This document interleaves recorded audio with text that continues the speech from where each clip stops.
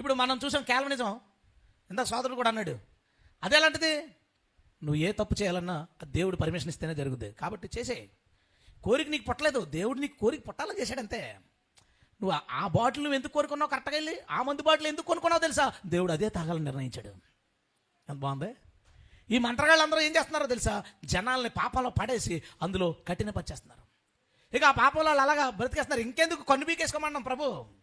నువ్వు రెండు కళ్ళు కలిగి కళ్ళుతో పాపం చేసి నరకంలో పడే కంటే, అంటే అర్థం ఏంటి, పాపం చేస్తే నరకానికి పోతాడనే కదా అర్థం. ఆధ్యాత్మికమైన పాపానికి జీతం మరణం అని చెప్తే, యేసు ప్రభు నమ్ముకున్న తర్వాత ఎన్ని పాపాలు చేసినా నరకం అనేది ఉండదు, నరకం అనేది రాదంటే ఆ మంత్రం ఎంత బాగుంటుంది. యూత్కి ఆ మంత్రం తెగనొచ్చి వాళ్ళకి పెద్ద ఫ్యాన్స్.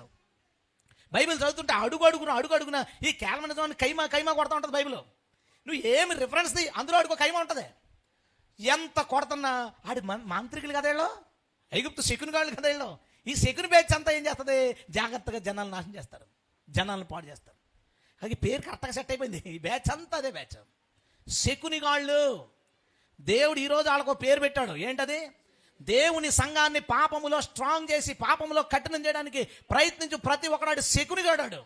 ఆడు శకునిగాడు. వాడు ఒకడేమో ఈ సినిమా చూడండి పర్లేదు ఇది బాగుందంటాడు, ఇంకొకడేమో సినిమాకి రివ్యూ రాస్తాడు, ఆడు ఇంకెంత గొప్పడు. ఇంకొకడేమో దేవుడు చాలా గొప్పడు, ఇలా చిన్న వాటికి తీసుకెళ్ళి నరకానికి పడేసే అసలు అలాంటి వాడు కాదు, ఏం పర్లేదు అంటాడు. ఒకడేమో యవన కాలంలో కలుగుతాయండి, అది పెద్ద తప్పేంటి, పరలోకంలో కూడా వ్యభిచారం ఉంది అంటాడు ఇంకొకడు. వీళ్ళందరూ మేధావులు కావచ్చు, కానీ వాళ్ళందరికీ బైబిల్ పెట్టే పేరేంటో తెలుసా, శకునిగాళ్ళు.